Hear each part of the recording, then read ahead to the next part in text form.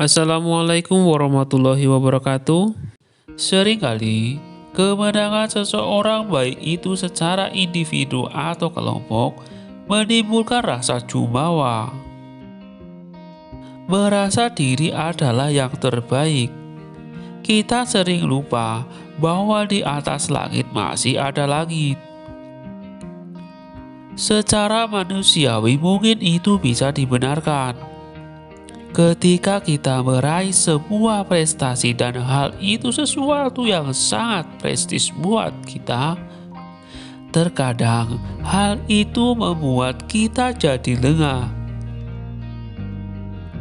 Lantas, kita akan mengabaikan nasihat dari teman-teman kita. Hal ini bisa saja terjadi pada kita secara pribadi, kelompok, bahkan sebuah negara.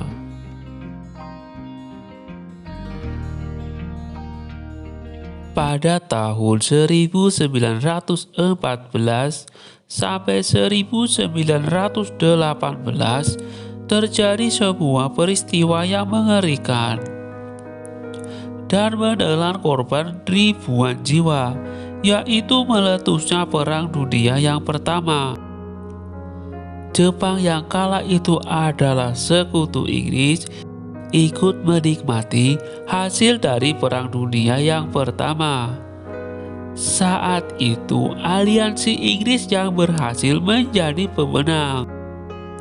Begitu juga Jepang yang ikut menikmati sebagai negara pemenang. Karena hal ini pula membuat para pemimpin Jepang merasa jumawa dan ingin menguasai wilayah Asia.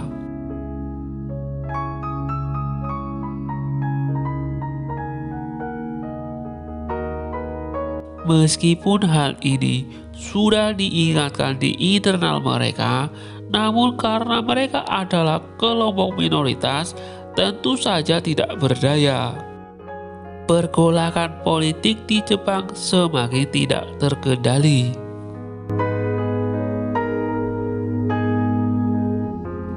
Pada tanggal 27 September 1940,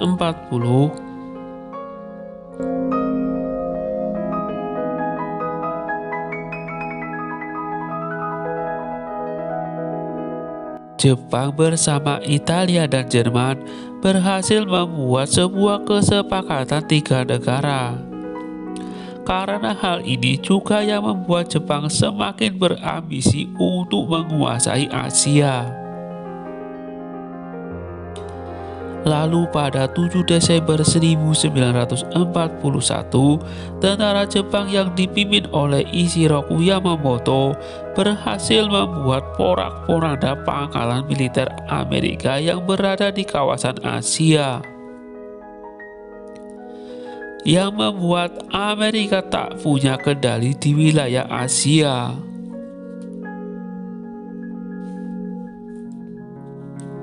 Amerika yang kala itu secara ilmu dan teknologi jauh lebih unggul, tentunya tak akan tinggal diam atas apa yang telah dilakukan oleh Jepang. Pada tanggal 8 Desember 1941, Amerika mengibarkan bendera perang kepada Jepang. Atas izin dari para anggota aliansi, pada tanggal 6 dan 9 Agustus 1945, Amerika menjatuhkan bom atom di Hiroshima dan Nagasaki, yang saat itu adalah pusat pemerintahan. Dan bom ini adalah bom terdahsyat yang pernah digunakan oleh manusia. Dikutip dari laman Wikipedia, ada setidaknya 129.000 jiwa yang menjadi korban. Tetapi bukan Jepang namanya. Kalau menyerah begitu saja, mereka lebih memilih bunuh diri daripada menyerah. Itulah kekuatan dan tekad orang Jepang.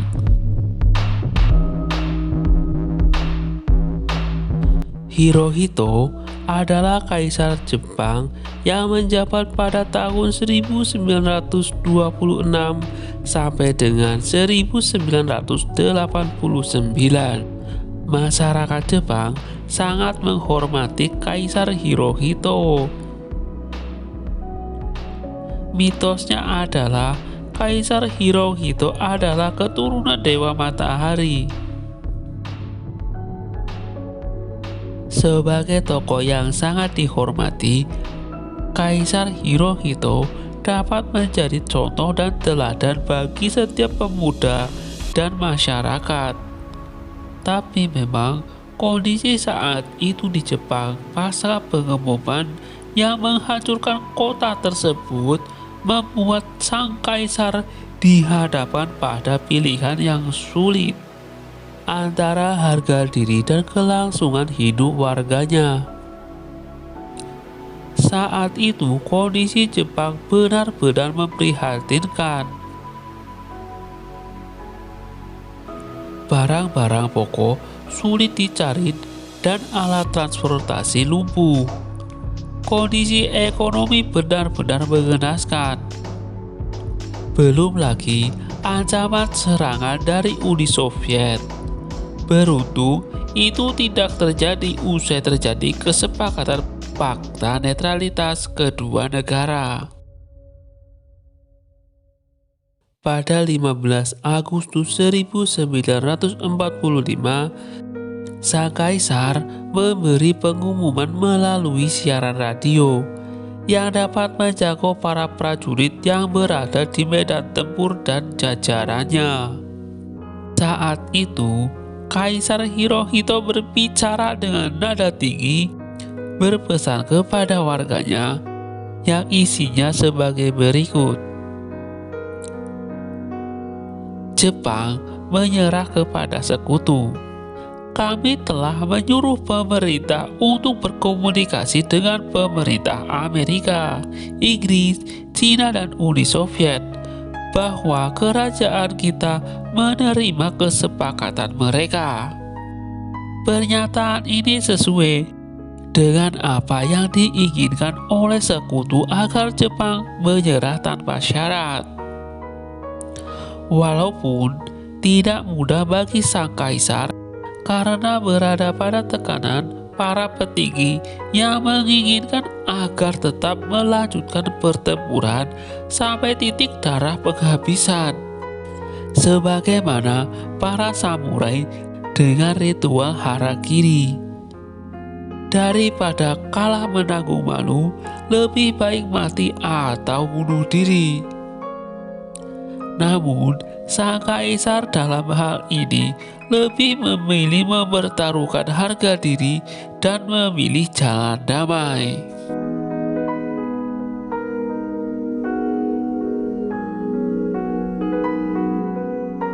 Untuk berjuang demi kemakmuran dan kebahagiaan bersama semua bangsa, serta keamanan dan kesejahteraan rakyat kita adalah kewajiban serius yang harus diwariskan oleh nenek moyang kekaisaran dan yang dekat dengan hati kita. Kaisar menambahkan bahwa musuh telah menggunakan bom baru dan itu paling sadis. Jika kita terus berjuang, yang terjadi bukan hanya keruntuhan bangsa Jepang, tetapi kepunahan peradaban manusia.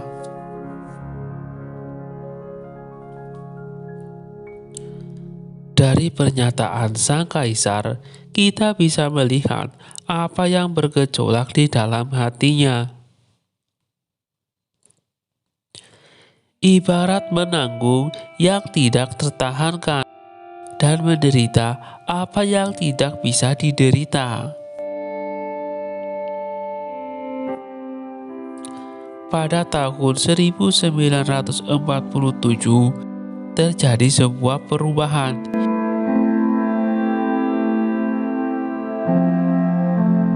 Kaisar yang tadinya berkuasa sepenuhnya kini menjadi pemimpin monarki konstitusional. Hal ini bisa terjadi pada saat konstitusi 1947 yang mengamandemen Konstitusi Meiji. Semua ini terjadi karena pengaruh Amerika sebagai negara pemenang.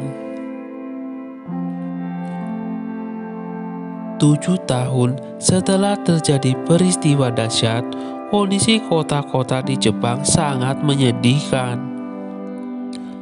Bahan pokok susah dicari, banyak terjadi kelaparan, belum lagi penyakit dari efek bom atom.